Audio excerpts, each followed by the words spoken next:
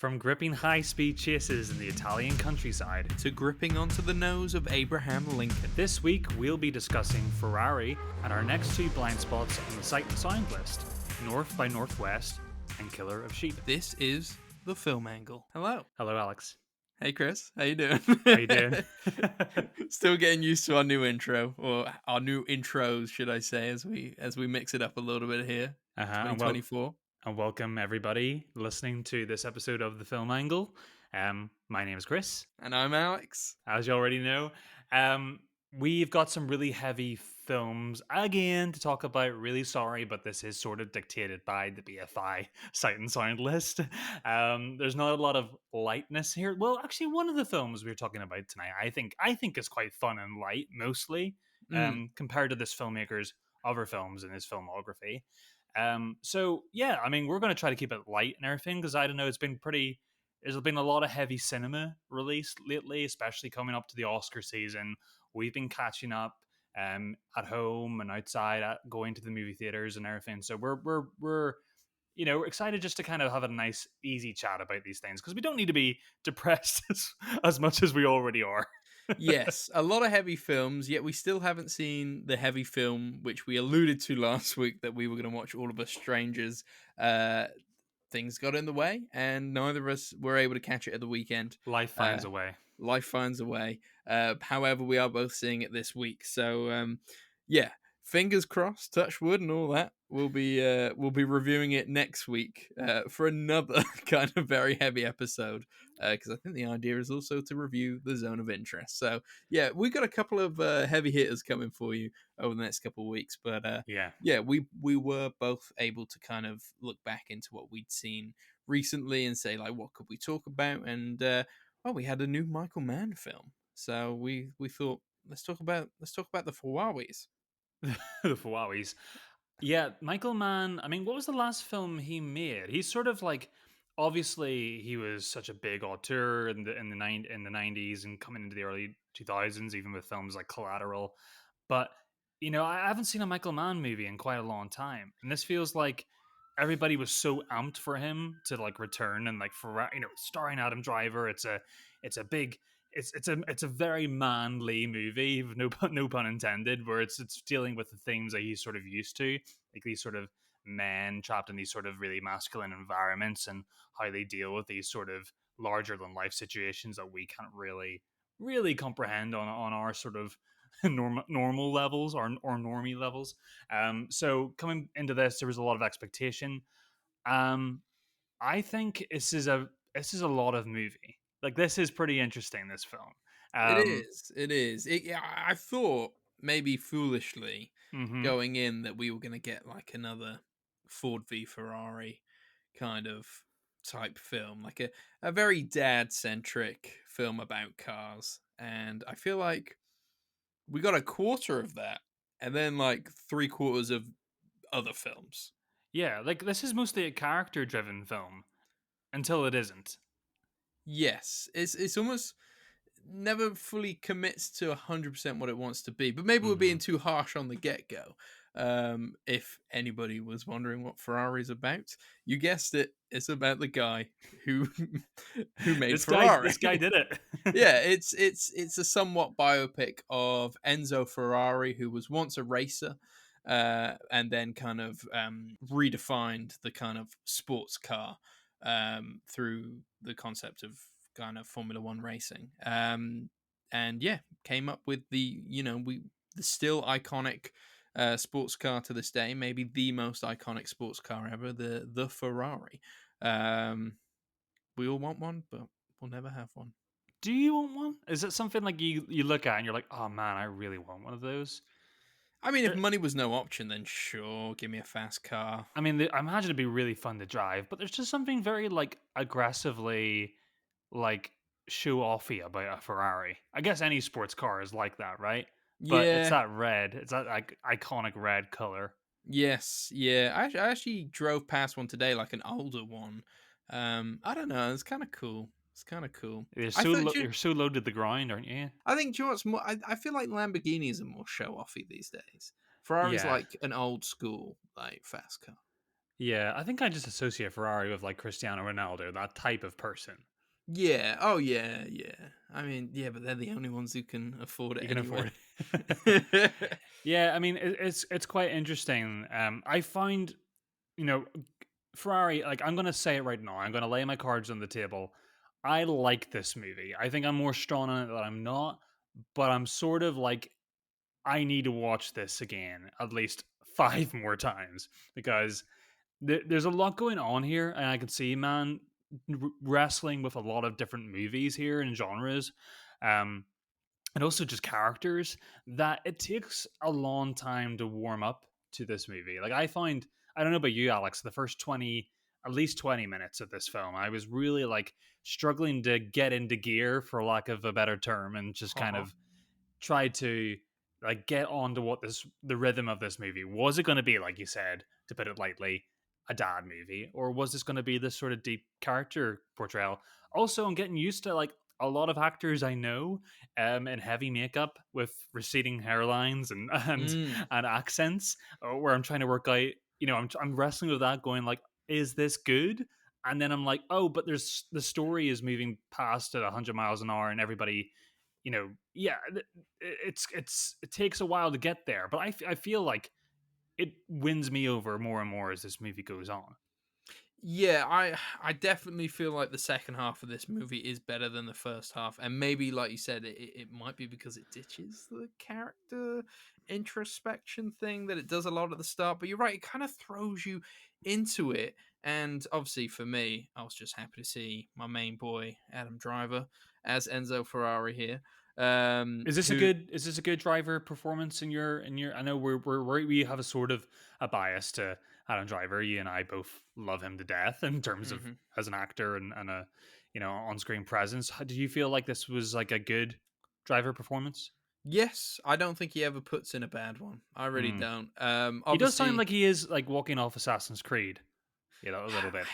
I mean, yeah, but that's the accent thing, That isn't is it? the It's that is kind of the that accent. thing. It Yeah. always takes you a minute when you're following a film that is about real things that happened in different countries, so you can't get away from the fact that these guys don't speak English, but Hmm.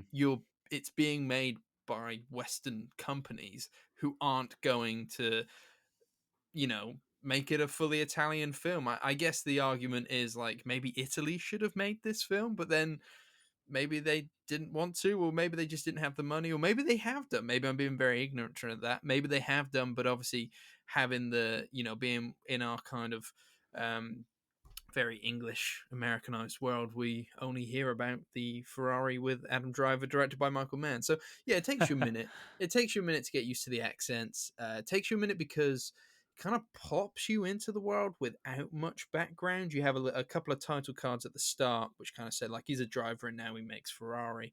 Which was Uh, really not a very lasting like feeling. Like I kind of almost forgot about that section prologue of the film. Like it whips by so fast, and then the yeah, movie just starts. and yeah, you're very much putting the pieces together because he wakes up in Shailene Woodley's bed.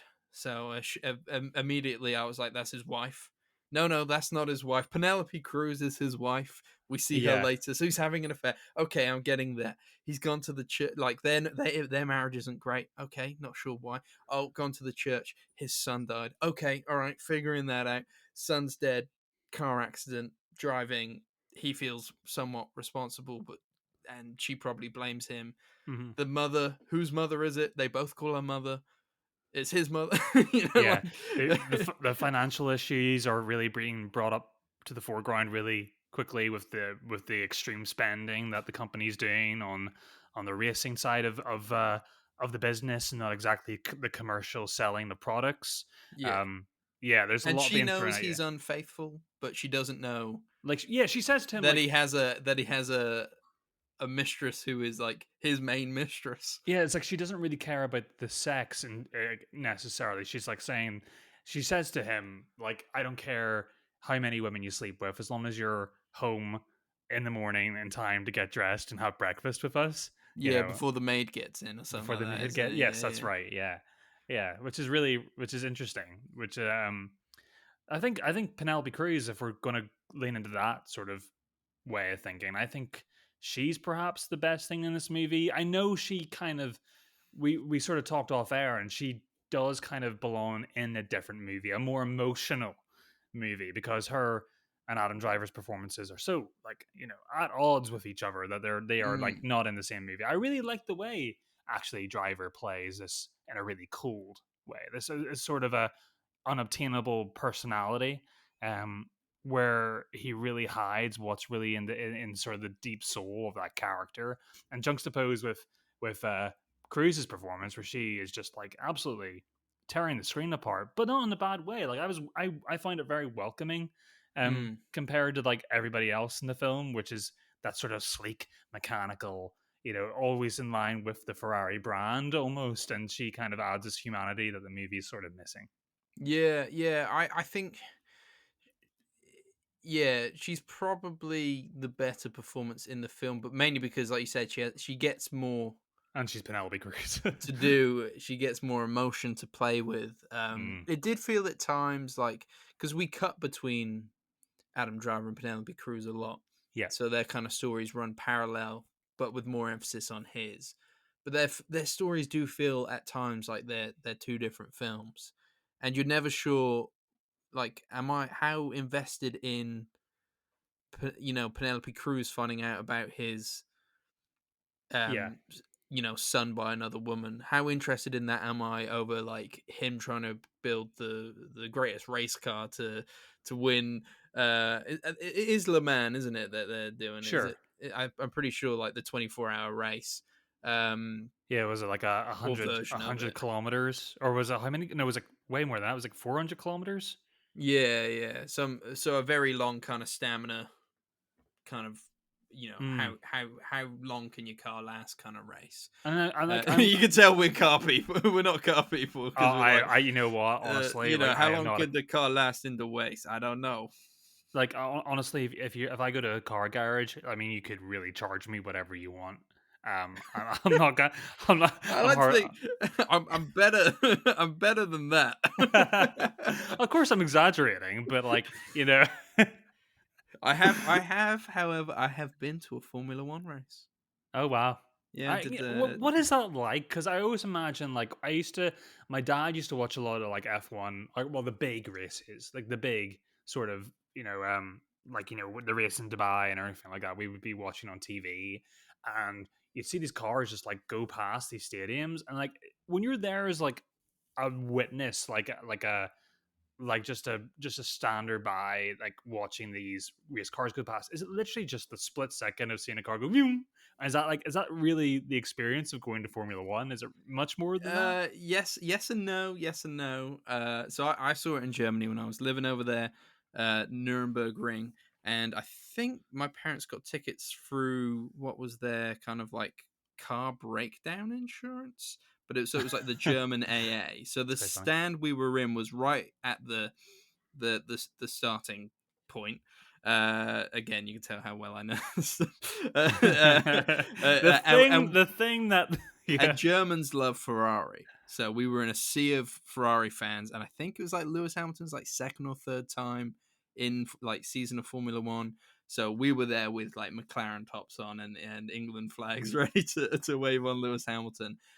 So yeah, being at the starting point, you get the noise of like 20 cars all starting at the same time. uh-huh. Obviously, you get to see them go past, and yeah, it's that split second thing. We Because it chucked it down in the first kind of few laps of the race, we actually got to see two start, so we got our money's worth.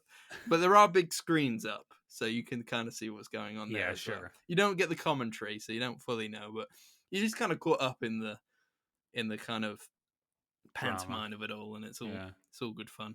Yeah, It's good fun. and I think that's right. I think you've kind of nailed the point where that sounds really bad of me, that I didn't really come into a movie expecting, the movie's not there to give me what I want. But at the end of the day, I kind of wanted to see a lot more of like a more intense sort of the machinations behind the genius of of running a brand like this and getting it to the finish line, and the drama of the races. And the movie does provide that. It does, like, especially in its latter moments, there are some, heart pounding moments, and the way man shoots these scenes on the race course Oh, the is racing incredible. scenes are great, and you do feel bad because I guess you kind of want more of that, but that's not where Not to say I didn't. that's not. I don't think that's where man's interests lie. Sounds Maybe that very me. godly there. Man's interest, Michael Mann's interest. Maybe, like, I'll rephrase that. Maybe it wasn't that I wasn't searching for drama, that I didn't want something to grind the movie. Because at the end of the day, we need something to grind us to these Mm, characters to kind of make us care. But I think it is that sort of central narrative of the triangle of the relationship just wasn't deep enough, and it was superficial, where it was, like you said, trying to follow Cruz as she tries to work this thing out that the audience already worked out 45 minutes ago, and trying to watch her piece it together is not necessarily as interesting and kind of plotting, and could have taken half the time it does to kind of get there. And is it satisfying in the end? Shailene Woodley, I know a lot of grief has been given to her about her accent in this film. I mean, she does what she needs to do, but she's not given enough time. no. She's really just like in scenes stroking Adam Driver's hair or like cooking the dinner. It's really Yeah. that's the extent of her as a character. So we don't really get this tension between the two women and Enzo. We know Enzo's mind somewhere else, and it's on the race course.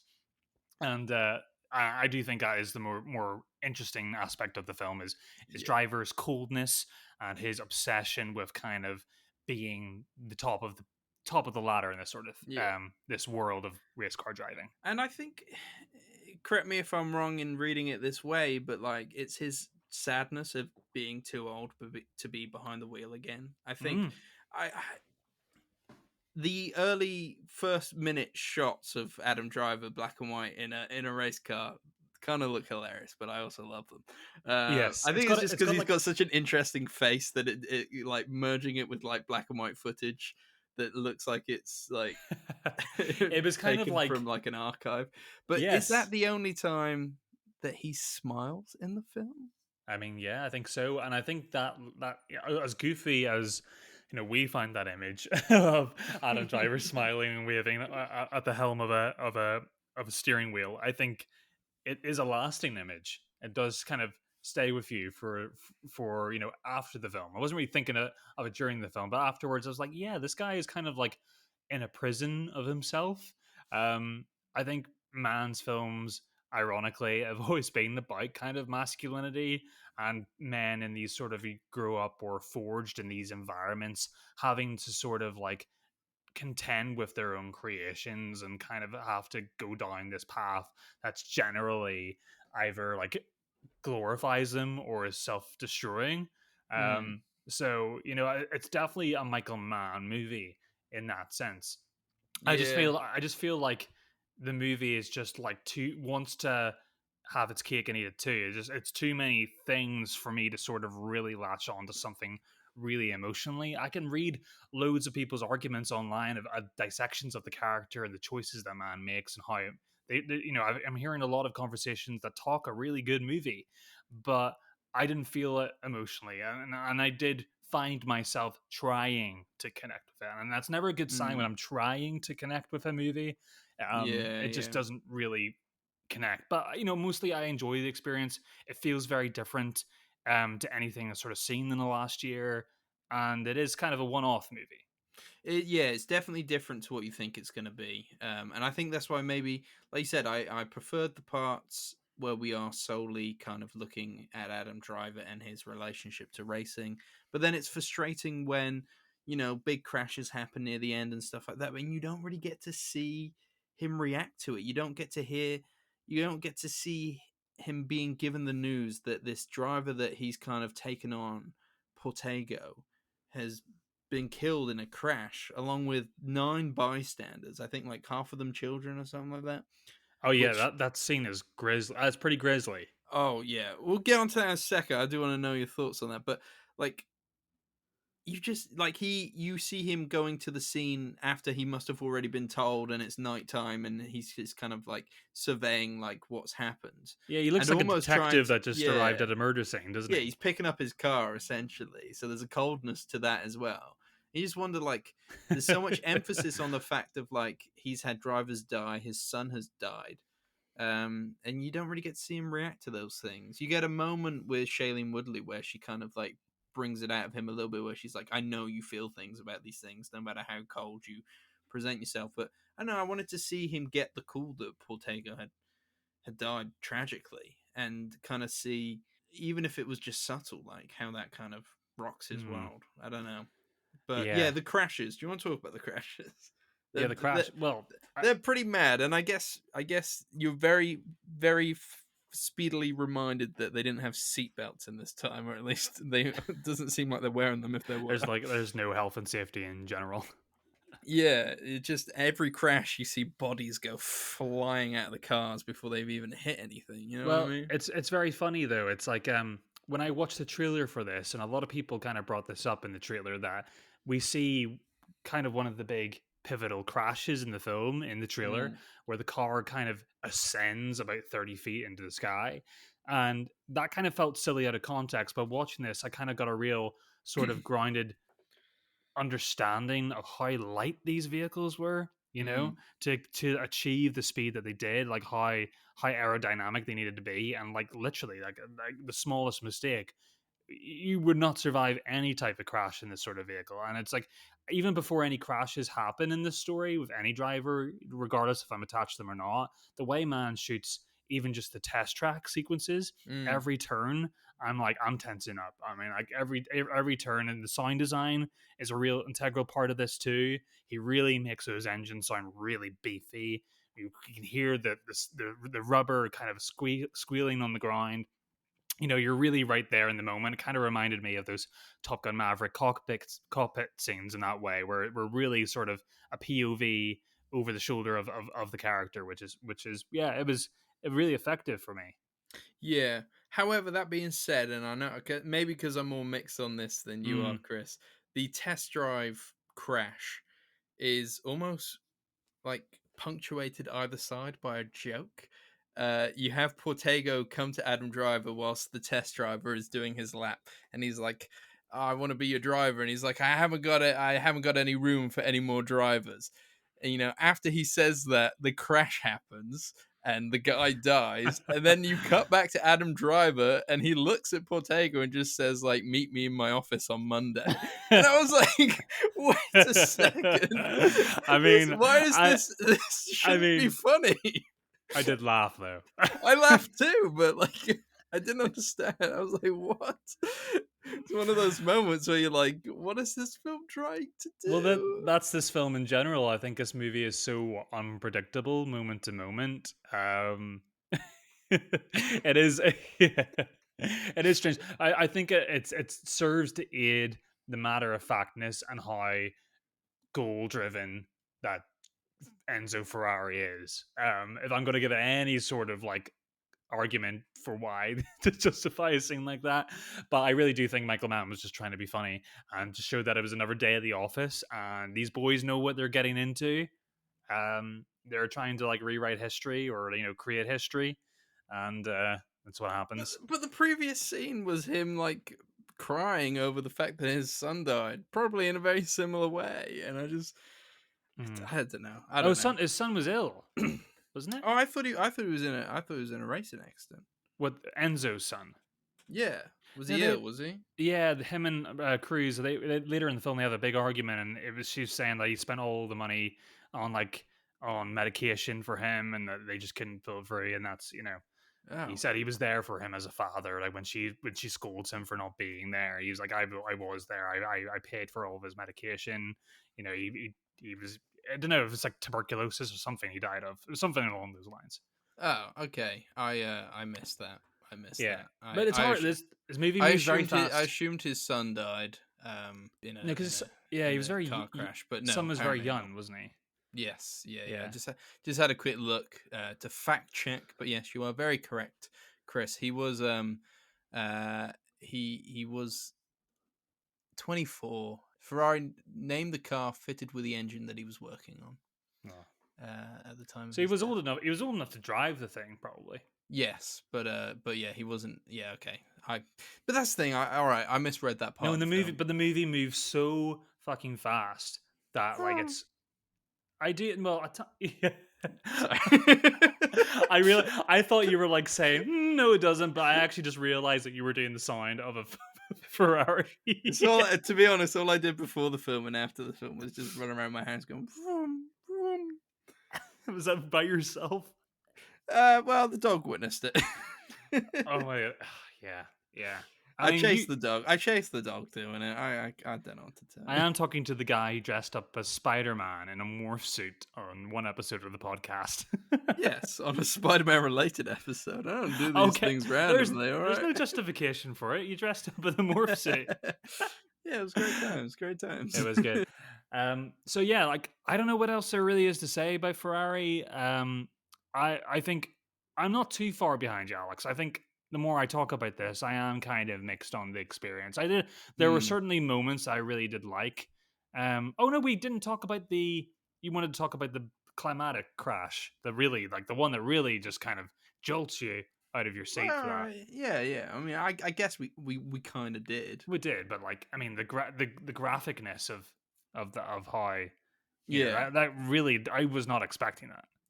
yeah, yeah. It is. It is quite graphic. I don't think it's cheesy like that guy told Adam Driver that it wasn't a Q and A, and then Adam Driver told him to fuck off. Did you see that? Yeah, Yeah, no, I don't think it warranted that kind of question. No, it is brutal and shocking. Yeah, yeah. it definitely went very quiet when that happened. Oh yeah. Well, you kind of just your mouth kind of hits the floor Yeah, when I something like don't that think. happens. It's the fact that man's not afraid to like shy away from it too. It's not like it's nothing's obscured. Put it that No, way. no, I don't think you realize just how many bystanders are about to get hit by a car, and I don't know, man. He lines them up like bowling pins. It's awful. Do you have to use that analogy? I just the way it was framed, I can't help it. It's like it's shocking to see. The thing is, when you use an analogy like comparing people to bowling pins, I have to laugh, or else I can't just go over something like that. Yeah, all right. Well, maybe bad analogy, maybe bad analogy. Like shocking. That's what I mean. Like Yeah, shocking to yeah. see something like that. Yeah, but I'm mixed on Friday. Very mixed. The bits I like, I really like, and I particularly like anything with the cars, which makes me sound like a proper Hmm. petrol head, but I'm really not. But I did You're like when the cars go vroom. me too. I liked it when the cars went boom as well. I think that's about it for Ferrari. Yeah, yeah. I would say recommend it. Mm, Um, to kind of anybody. I think you need to be a bit more interested in the filmography of Michael Mann and maybe want to learn a bit more about Ferrari. I think if you're somebody who has no interest in this subject matter, I think this movie might be a little bit difficult for you to kind of dip your toes into and find your comfort with it. Um, but I think largely I'd recommend this thing. yeah, it might even be worth like a little Wikipedia beforehand because if you have a general idea of what's happening, then maybe that helps. I went completely blind, but yeah. Yeah, I went complete blind as well, and I was like, "What is happening? I don't understand." Well, there you have it.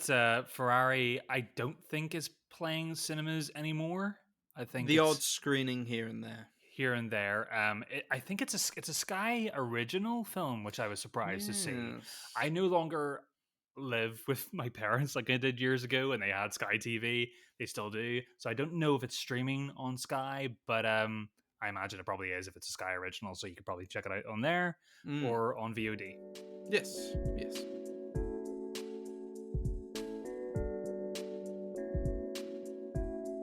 Now, Alex, now we're on to the real meat and gravy of the episode. The BFI Sight and Sound list. We got two to knock down this week, which is always quite nice. That means Yes.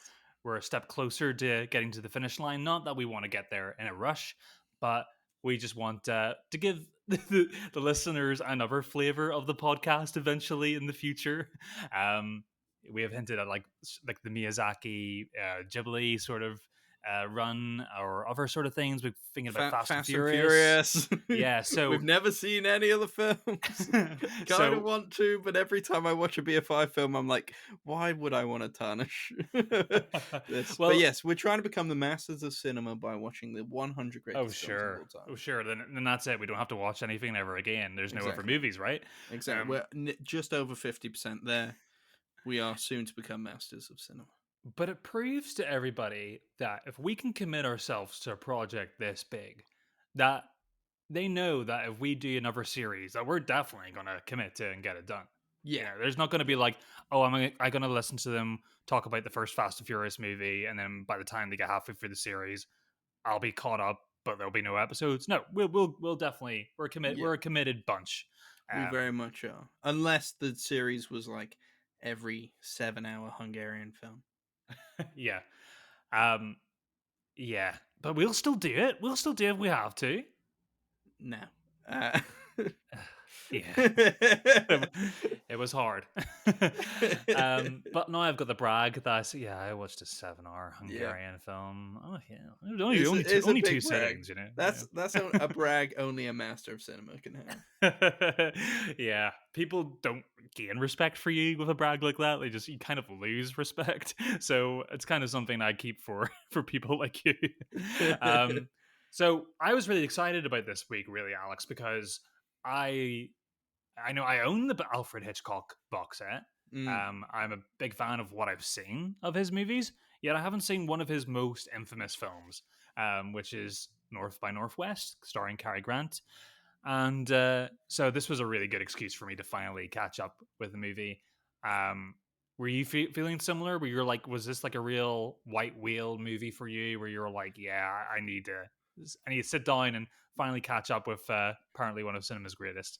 yeah, absolutely. I feel like I was maybe late in the game to actually watching Hitchcock films. So I probably only watched a good handful of his within the last kind of like 10 years or so. Um, so yeah, ticking another one off the list is good. I always end up ticking off like a few each year, Mm, and they're always a good time, even if I don't always love every single one. But I yeah. always love to see kind of a master at his craft. And I mean, this one apparently is so good he put himself on the poster. So I used to have when my friends used to when I was in school lend me before they had the Blu-rays they had the DVD editions of Hitchcock's films and they had a big collection and at the very beginning of each film they would always have his silhouette like the mm, logo and like we don't get those anymore of these updated Blu-ray versions. I kind of miss that. yeah, yeah. Uh, Great silhouette, and yeah, you see it within the first few minutes of North by Northwest. I'm pretty sure Oh, do you? Oh my goodness. Did he's I not in watch it? not the logo, but like his actual silhouette within the streets of New York. He's when they're kind of cutting in between crowd scenes. There's a picture. There is he's there. He's just like looking up at the sky or something. Oh, great! Right now, you've just completely like You missed that invalidated all. cameo. Yeah, I literally halfway through the film, I was saying to Lauren, I was like, where, I wonder if the cameo is going to come up soon, or Oh if yeah, there's a it's cameo. very early I on. must have went to pick up my drink or something. I promise, I was watching this movie, like I was glued to this thing. I was So, kind of hoping his face would be on Mount Rushmore like it is in the poster. oh, that would be too much. That would be But too much. you say it's too much, but he did it on the poster. So what can you say? Yeah, but not the actual movie. I mean, yeah, okay. Um, North by Northwest expectations going this movie. I knew that it was like a sort of a prelude. Everybody kind of compares this, says it's like the first Bond movie. Mm, I didn't kind of realize this till after I watched the movie because I was watching this whole thing and I was like, oh my god, Cary Grant would have made an amazing Bond. mm. Um, He looks like and Sean Connery a bit as well. he does. Well, he just looks. I mean, this is sort of coming into the latter part of Cary Grant's career. Mm, This was released in 1959, and I think he retired from acting in '66. So but he is still like Cary Grant was in the early 40s, like charming level. I mean, like he's gone a little bit grey, but he's like wearing one of the sharpest suits ever in cinema history. He is yeah. looking great, and he is absolutely hilarious in this movie. I was laughing nearly like every minute out what was coming out of his mouth. He just reads the room so well as an actor, and his comedic timing is so subtle that it just puts anybody who's sort of like in a Marvel movie today, just puts them to shame. Yeah, fair enough. Fair enough. I think Hitchcock's got a really good way in, like, all his films are quite funny.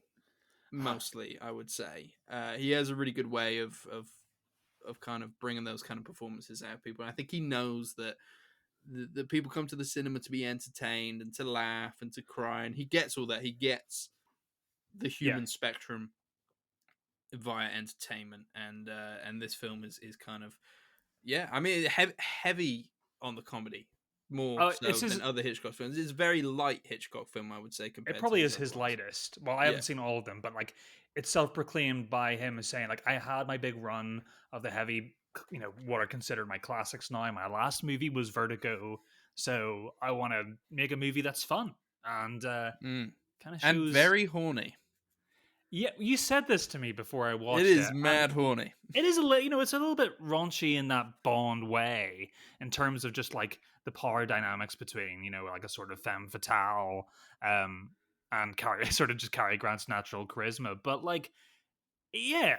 I mean, I suppose by 1959 standards, it's ready to get to under the sheets by the end of the movie. I think even by today's standards, I was just like, the film is like this fast paced, kind of, uh we haven't really spoken about the plot, but Cary Grant plays an advertising kind of man. He's like the head of an advertising company or something, Yeah, it's not and he too is specific about mistaken that. for a spy that triggers this kind of deadly cross country race, where he's also trying to kind of find out who the real spy is, if there is one, um, to find out why he's being framed, and at the same time, he keeps on getting entwined into the kind of villainous world, because they all believe that he's the spy anyway.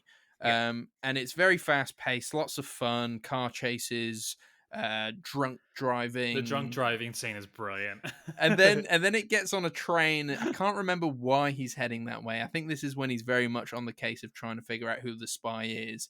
Jumps on a train somewhere, and then I feel like you spend at least half an hour to 45 minutes on that train of him meeting Eva Marie Saint's character, Eve Kendall, Yeah. and they're just, the two of them are just completely besotted by each other. They're just kind of really heavily flirting for the 30 to 45 minutes and constantly trying to get into bed with each other. And I feel like Yeah. the film really slows down for this. And we all know that, Hitchcock was a bit of a dirty dog, wasn't he? It was a bit of a um dirty. yeah, but not in like a go on my son way. I could just like, for some reason, I could just imagine him behind the camera, like heavy breathing, just be like, more, Beads of sweat more, dripping. Yeah. with the haze code next to him, is like, how far can I get away?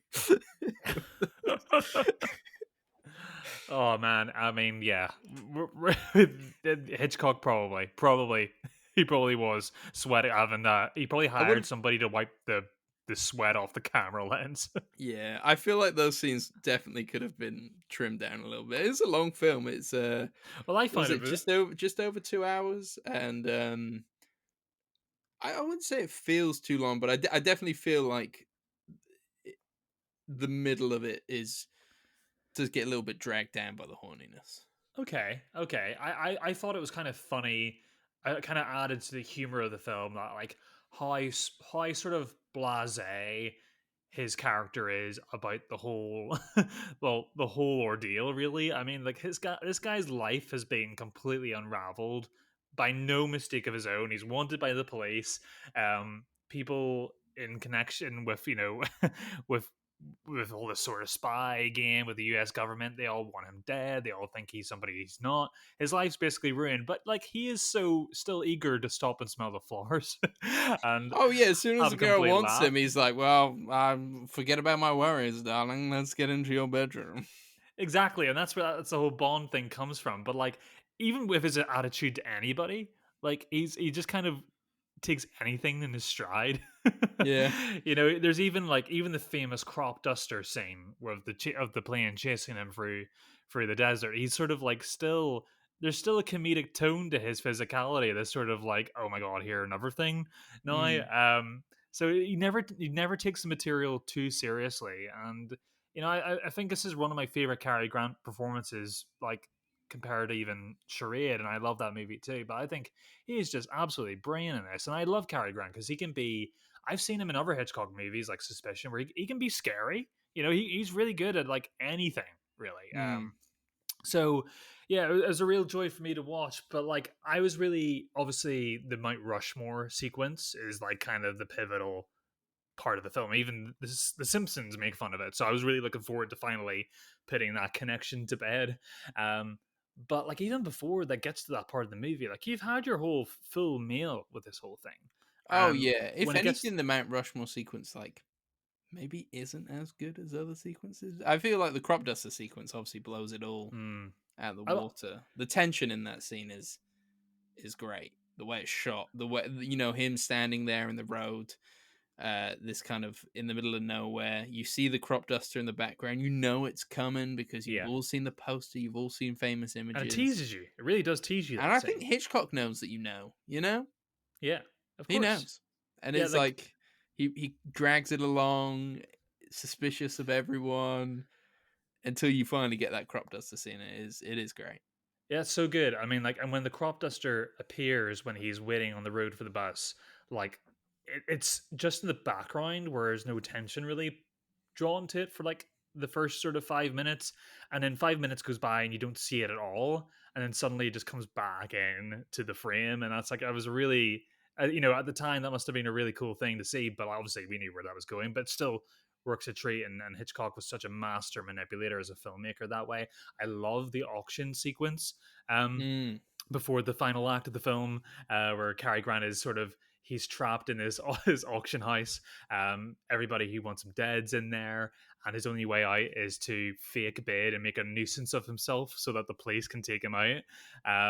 That whole sequence is brilliant, and probably got some of the biggest laughs for me.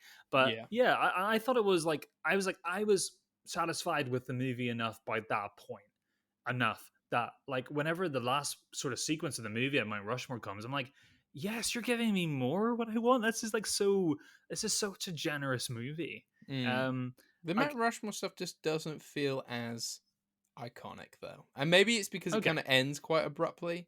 But like, Oh the I thought I have opinions about the ending, and I think the ending is funny. Like intentionally funny. yes, I Like he's being a agree. bit cheeky as a filmmaker there, I But think. they're hanging off one of the heads, and One of the presidents. one of the Maybe is it presidents. Lincoln, or it's Lincoln or Teddy? One of I them know he's guys. in Lincoln's nostril at one point, hiding in there. Well, I don't know. But he's Eve is hanging off. He grabs her, and then all of a sudden we cut to them on a train. Everything's been sorted. Everything's fine. I was just like, I've been invested in this for the last 2 hours and 10 minutes. Like Yeah. like wrap it all up. I can't even say neatly. It's just like just wrapped up. You're like, oh, okay. Yeah, it just quick cuts to them being back in the train car and like finally getting to like have their bit of, me time. But I think it's the well, it's what Sorry, else that was whatever Hitchcock. Get away, that Hitchcock. yeah, roll away please, Hitchcock. Um there is but there's this whole like the movie, how else would it have ended? Would it have ended in the big Hollywood kiss? I don't think that would have been right for this sort of movie. It kind of has to end in a cheeky sort of like way where it's like, I see what you're doing. And it just like, I think it was just him pulling the rug at the end of the film and going, well, that's it. And like, Cary Grant got his bit. And that's, that's kind of it's a joke. It's a bit of a misogynist joke. I mean, the movie's kind of misogynist by today's standards, but it is 1959. And I don't put it up, you know, I don't think it's enough for me to be upset about by it by any way. Maybe the relationship stuff is the kind of weaker stuff in the film, Mm, and maybe that's a strength of Eva Marie Saint's performance because I never, even though it was like pretty explicitly telling me what side she was on, I still felt unsure about her the whole movie, and I think she does a really good job of towing the line between friend and foe. Mm. That Oh you yeah, know, like she's brilliant in it. She's really really good. it's kind of like a prototype for the Eva Green character in Casino Royale. That we get years later in the Bond franchise, where we're like somebody who deeply likes this guy, but like is going to betray him or whatever. But like, I really genuinely didn't know what she was going to pull next. So I find that until we get to the Mount Rushmore sequence, but I find that pretty fun, that dynamic. I like this movie, man. I think it's just so fun. I think it's I the had a jump. lot of fun. I had a lot of fun. It was not my favorite Hitchcock film. I had a lot of fun, and I enjoyed it. Yeah, I enjoyed it. I just, I have certain, mainly that ending. Just, I didn't work for me. Music's Obviously, amazing too. the innuendo of the train going through the tunnel at the end. Like we've, That's what I was trying to like dance around that. Yeah, you didn't want to admit that this film's real horny. yeah. I think Hitchcock's on the record for saying that like that's my most phallic scene or whatever. Yes, yes. Yeah. So I just for how much time I put into this film and how much we of a kind of adventure we go on, I needed it gave it to me a be tied up giggle. a little better, and it just wanted it to be tied up a little bit better. But yeah, no, it was great fun, and I whacked this one on the projector as well, and it looked great. It looked great, You kind of whacked it on the projector. Nice. yeah, blown up on my bedroom wall. It Like looked how great. I just imagine you're like 1 foot away from this projector and you're just like permanently like looking at the ceiling for half the movie. Oh, it's not a ceiling one. It's not. It's No, a. I mean like you're so close to the screen that you're like forced to like your neck Oh is no, like no, no, no. It is at the end of my bed, but like I can adjust the size and watching old movies in bed on my wall it looks nice. It's very nice. yeah, it makes you feel like you got your own private cinema. And Exactly. is Emma usually asleep beside you? Yes. Okay. And Yeah. she's like, please turn that off. No, she likes sleeping with noise, so it's all good. Nice. I couldn't We're do that if she wanted to watch films at night on the projector while I was you'd be sleeping. like, can I join in? I'd be like, no, no, I need to sleep. Well, we're very much in our household. We're asleep with TV on. Sort of. It's probably really bad for us, Couldn't but do like I it. find it very like relaxing. I'm a Put the sleep timer on 2 hours, and then put like something really like wholesome on. We're just very like that. I'm asleep in pitch black silence. I'm a Yeah, uh, you're probably right. You're probably healthier than I am. I don't know. I don't know. I am always tired, so I don't know. But that could be a myriad of I am reasons. always tired. Anyway, should we move on from Hitchcock and head over to 1970s LA for Killer of Sheep? Okay, I did not know that this 1978 film, directed and written, produced everything basically by Charles Burnett. I didn't know that this was like I didn't know anything about this film. So when I saw the title Killer of Sheep and I knew that the main protagonist centered around a guy who was working at a slaughterhouse was really disillusioned by his work. I expected this to be more in keeping with more of the European projects we've been seeing recently. So Mm. I was really surprised that we were actually getting an American drama film. So more shame on me that I wasn't hyper aware of this film. Well, it's one of those films that Charles Burnett, who is a kind of prolific filmmaker in his own right, Yes, this was his kind of film that he submitted to the UCLA Film School. So it was his yeah, he was still thesis going film. there. Yeah, Yeah, it's his thesis film um, for to get a Master of Fine Arts apparently. It was then kind of put into film festivals. Um, but there's a lot of music in this film that he didn't have the rights to, which I guess he maybe wasn't too concerned of at the time because it was a student film essentially. But it meant that once it had done the festival circuit and got a lot of acclaim for that, it couldn't yes, be released widely until the early 2000s, I think. uh-huh. Um, Yeah. Actually, I'm So reading here late 2007. So for the majority of us, we weren't able to see this film until 2007, and obviously you and I now haven't seen it till then. But still a very difficult film to get a hold of. Uh, you might, if you want to watch it, you might have to find some ways to do it. if you, Yeah. I had a quick look because I was like, maybe I'll buy the DVD. It's £165 on Amazon. Wow.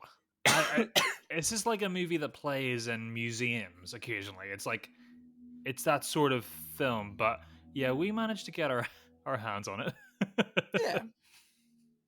um Very tonally, it kind of reminded me a lot of Fellini's movies, especially like La Dolce Vita, in terms of how it kind of navigates these little vignettes that are sort of connected to the central character and also the aesthetic of the movie. I don't know if you kind of it reminded you of that too, but I Yes. definitely Yeah. Yeah. And kind of, but in the way that like the story's kind of loose as well. Like it's very much maybe similar more to like La Dolce Vita than La Ventura in that mm, kind of Italian neo-realism. But this idea of like there is a main character, but yeah, we're kind of looking at everything that surrounds him. We're looking at his whole environment, which is this kind of urban African American suburb of LA.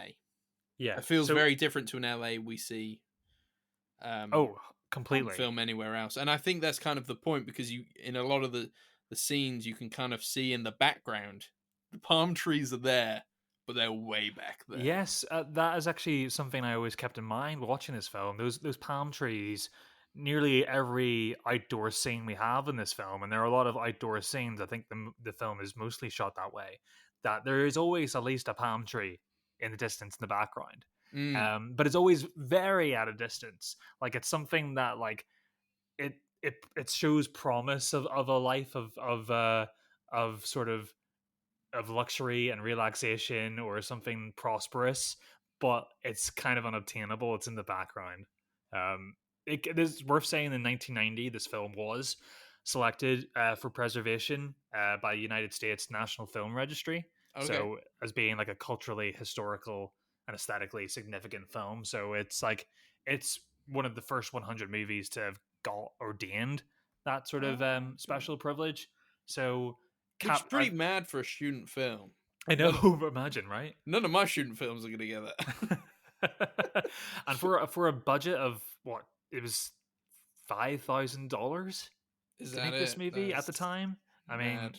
yeah, and to get the performances, I would say in this film, and they're actually such a stacked cast in terms of like dexterity of how many people are in this movie Mm, for such a small budget film, and I think it's crazy how he managed to get such committed performances out of everybody involved.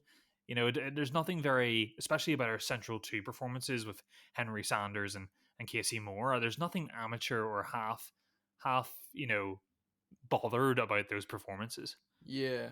Have we? I don't think we've gone into plot yet for our listeners. Not that like we've mentioned previously, the plot is very loose. We Mm, follow a man called Stan, who works at a slaughterhouse, hence the title "Killer of Sheep," and kind of how his life is very kind of monotonous, and he struggles, I think, with finding the joys in life, and a lot of things seem to go wrong, and the people around him all have their own things they want from him that he can't fully give to them. Am I yeah. am I describing it right? No, I think you're right in that way. I would agree with that. So, but again, it's one of those kind of like slice of life films, Hmm. semi anthology in terms of like we're moving around a little bit. We're going to see what these characters over here are doing. We're going to see what these kids are doing over here. But we do always return to Stan, Yeah. and kind of him trying to there's a moment where he's attempting to better himself. They're trying to do up a car and they're trying to leave this area of LA at one point, and See, the car breaks down, and he can't get out there and kind of get the things that he wants, and it's kind of a almost like a very kind of pessimistic view at what life was like for somebody mm, like Stan, I guess, back then. yeah, and also kind of having a bit of a commentary on just sort of poverty in general, or like you said, in the 70s. Um, like if you have the astuteness to even want to go out and grab something, then it's still unobtainable. You're a victim of your circumstance. Like this tiniest thing, the tiniest thing that scuppers Stan's plans at any point completely derails him, and he has to go back to square one, or maybe goes back to a point where he was even weaker than before. Meanwhile, at home, he has two children, and his wife, I say wife because she's unnamed in the story, Mm, um, she, I would say she is kind of a doting partner. I mean, she for me, I latched on to her the most in this film, and I think she is the sort of, even more than Stan's situation, she's the real pit of sadness in this film. She's a stay-at-home mom. She has no sort of agency in her own life. We're in this sort of environment where the pressure is on the men to kind of go out and do the providing, but life is sort of enough for her. She just kind of wants her husband to be present and yearns for that sort of, that youthful sexual reconnection that they once had, any just sort of sensuality that they once had as a couple. All of their attentions, if they have any energy, seems to go on their children, but she is always ready there, waiting in the wings, and it just never comes. And I think it's punctuated um, by that moment where they have a slow dance near the end of the film, which was just absolutely heartbreaking, where they're dancing to a song called "This Bitter Earth." mm. And I think of a lot of modern contemporary cinema that uses that sort of technique. Stan is completely, he's almost in a zombified state. She's like absolutely, she's caressing his body, moving her hands up and down his whole body, kind of searching for the man within, trying to pluck him out from within, but it's never going to happen. And at the end of the song, she sort of propositions him by starting to kiss, and he just like completely denies it, and she breaks down into like the whole movie. She's kind of been building up to this moment of like absolutely breaking down and holding it together, and it was, I find that devastating. Yeah, uh, it is the kind of emotional climax, isn't it, of the film? Yeah, yeah, and but the movie's kind of like, not to say it's all dire. I think the movie has a sort of like community sense of humor as well. You Yes. know, yeah, in the follies of what Stan's been going up to during the day. Like there are some funny moments where they try, him and his cousin try to purchase the engine motor, and then try to like sell, I think they ever try to repair it or sell it on, but they really struggle to get it onto the pickup truck. Um, and they put it on the edge, and they, very stupidly, it's a very Three Stooges moment, they drive away and the engine falls off, and it's like, oh well, that thing's fucked now, can't do Yeah. anything of that. And there's loads of little moments like that in this movie, with little side characters like pop in and out. Kind of reminded me a little bit of Spike Lee's um, Do the Right Thing, in that respect of having these characters come in and out and kind of have their little moments to shine. Agreed. Agreed. Yeah. No. There's a lot to like about this film. Um, these I always appreciate these kinds of films. The kind of looseness, the kind of looking into a slice of life, but they are not my favorite Mm, films. I do like films that concentrate heavier on story most of the time. sure. So yeah, I mean, I'm not sure I'd watch it again, but I'm glad I watched it. That I think that's fair. I think it's not classically entertaining, and a movie, and the problem with a film like this is that you're spending a lot of time within yourself searching the film and trying to work out what it's trying to do. It's so loose in that respect that the film asks a lot from its viewer in terms of like trying to piece the story together. And like sometimes, usually these sort of films doesn't really come until halfway through the film, where you're like, Mm, I see what they're doing here, and then you're kind of enjoying the first half of the movie for your retrospection. So yeah, like I completely get that, and I think a lot of movies on this BFI list that feel similar to Killer of Sheep really would benefit from a revisit in the future, now that you kind of know what you're going to expect from them, and kind of dig a little bit deeper. But yeah, I understand this film, even though it's 80 minutes to the minute. um, it will challenge. it will challenge a lot of people. I feel like, I Yeah, didn't find it an easy watch by any sense, but yeah, I find the fruits within it were rewarding enough that some of its more, sort of vague moments kind of were okay for me to kind of get to those sort of points. yeah. I think to be fair, Charles Burnett has done a good job of kind of like he knows when to he knows when enough is enough, and Yeah. I appreciate a lean film that's very well done, such as Killer of Sheep. So yes, I was a big fan. I was a big fan. I think just despite And like it being quite heavy.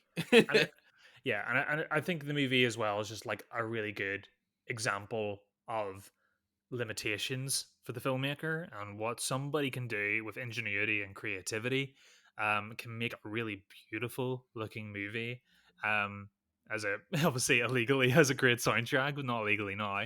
Um, but also, for somebody at that age as well to kind of conjure up something that's so fully formed as this, that Mm, somebody, from European auteur cinema would have created in their 50s. It feels like something in keeping with that. So and again, it's a side of Black history in America that we haven't really seen before in terms of the aesthetic, anyway, at yeah, least. and So, obviously we couldn't see. I think it's one of those kind of like mad things of like, well, no one was documenting it. Yeah. yeah, it's such a shame. Yeah. Nobody was documenting it, and then when it was documented, we couldn't see it for another 30 years, which is kind of sad in its own way. So And other yeah, and depictions of it were usually black exploitation or other forms of media. yeah, yeah, yeah, and I think Charles Burnett is kind of one of those filmmakers, from what I can tell, because I've not seen any of his other films, but he's bridging that gap between documentary and fiction, Mhm. and then like art film and film, if that Yeah. makes sense. No, absolutely makes sense. Um, yeah, so Killer of Sheep, you can catch this absolutely nowhere. Yeah. um, you can find, you can maybe this might be a film like you could probably get in like a really good library, Yes. perhaps. I Yes. would probably recommend you searching for your local library if you live in a major city.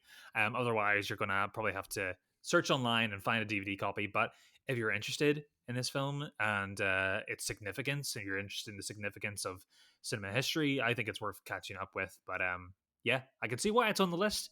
Um, Yeah, it kind of I follows that theme of like depictions of cultures and um slaughter. yes, yeah, there are dead sheep in this, but we don't see them being killed, which was nice, because as soon as we knew it was a film about a slaughterhouse, we were like, here we go. We see More them get animal killed. cruelty, but Yeah, I think we see them get killed, don't we? At the end, I think they're already dead, aren't they? I think they're but butchering them. I see them like they're like throats being cut. Were they at the end where they were like hanging upside down? Weren't they already dead? Maybe. I mean, it's still Tell me they It's were still already dead. it's still distressing. I mean, you're still seeing them getting like put on hooks while they're still alive and stuff like that. And yeah, maybe you just don't get to see the bit where they get cut, but you see everything else. All right. Well, it just didn't feel as grisly as Tuki Buki. All right. Oh no! When I knew this movie was called Killer of Sheep, I was like, here we go again. Mm. Opening scene. I'm gonna get the full ins and outs of the slaughterhouse system, and we got it eventually towards the end of the film, but compared to everything on the list, it's been pretty tame. Yes. Yeah. Yeah. Yeah. All right. Oh, or we're just desensitized. Maybe we have been at this point, but yeah, no, it's a good film. It's a good film. Recommend.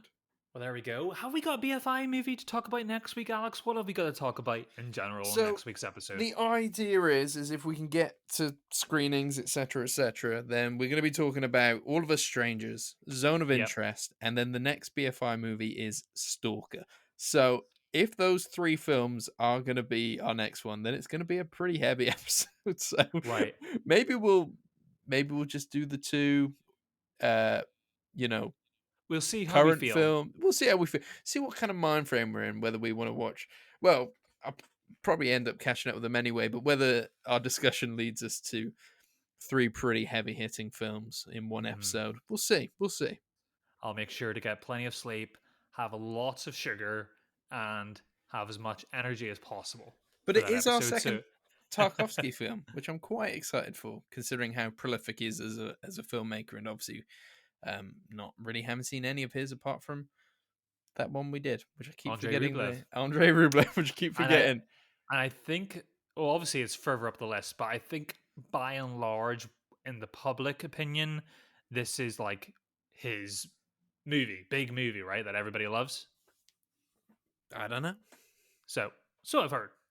But I think all of his There's movies are more very on the list as well, isn't there? We've got Mirror coming up. Is that Oh yeah, which is yeah. higher up? And then I don't know if there's any others after that, but there's All we right, will okay. we will have seen 3 of his most acclaimed films by the time this series ends. But yes, I think Stalker is the one I had previously heard of. It's got that poster with a face on it, The big head. Yeah, big it's head got a big poster. brain in it. Yeah, Yeah. So looks a little bit like the Wizard of Oz, like on like when he's in the big vapor cloud thing. Looks a little bit like that. yeah. Yeah, All right, there's a peek behind the curtain for next week's episode, Alex. I think absolutely. that does this for now. But life changes, as we already know, so who knows? I'm confident we'll deliver for next week. Nice one. Well, that has been this week's episode of The Film Angle. You can follow us on Instagram and TikTok at The Film Angle. I'm going to commit it to audio now. We are going to, each month, Kris and I are going to record ourselves talking about our favourite first 4 watches of each month. So any film we've watched for the first time that month, we have to give our top 4 and reasons why. I'm committing it to audio. There you go, Kris. We have to do it. So we're doing this last day of each month as a wrap up. Yeah. Or in and around the end of the month / start of the next month. Okay, you heard it here. Keep an eye out at the end of the month for Alex and I's wrap up of the month. We're doing it. Nice one. Well, I'm Alex. And I'm Kris. Goodbye and good night. See you later.